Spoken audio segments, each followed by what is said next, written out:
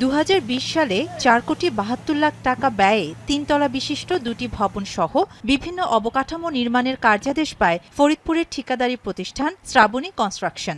চুক্তি অনুযায়ী 15 মাসের মধ্যে কাজ শেষ হওয়ার কথা থাকলেও নির্ধারিত সময় পার হওয়ার পরও কাজ শেষ করতে পারেনি প্রতিষ্ঠানটি। বিভিন্ন কারণ দেখিয়ে 7 দফা সময় বৃদ্ধি করা হলেও নির্মাণ কাজ সম্পন্ন হয়নি।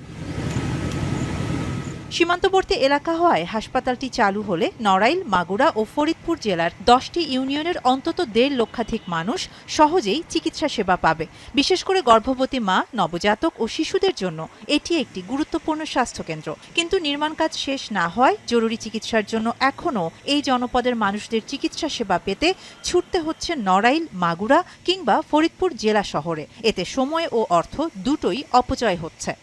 হসপিটালটা যদি দ্রুত হতো তাহলে সেই ক্ষেত্রে এখানের যে সেবাটা সেটা সুন্দরভাবে পেতে পারতো। আমরা অনেক সুযোগ সুবিধা পাবো মা ও শিশুদের নিয়ে, কিন্তু সেই হসপিটালের কাজই বন্ধ। আদৌ কি এটা হবে না হবে? আমরা সরকারের কাছে আকুল আবেদন করব যাতে আমাদের এই প্রতিষ্ঠানটা অতি শীঘ্রই চালু করে।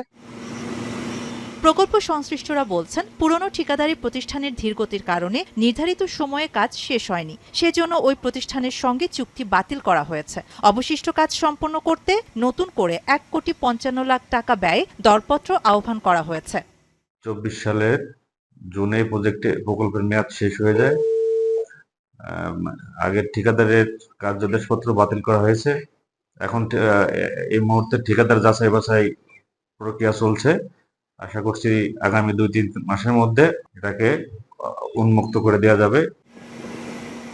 নির্মাণ কাজে দীর্ঘসূত্রিতার কারণে বছরের পর বছর স্বাস্থ্যসেবা থেকে বঞ্চিত এই অঞ্চলের 1.5 লক্ষাধিক মানুষ। স্থানীয়দের প্রত্যাশা, দ্রুত শেষ হোক লাহুরিয়া 10 শয্যা বিশিষ্ট মা ও শিশু কল্যাণ কেন্দ্রের নির্মাণ কাজ।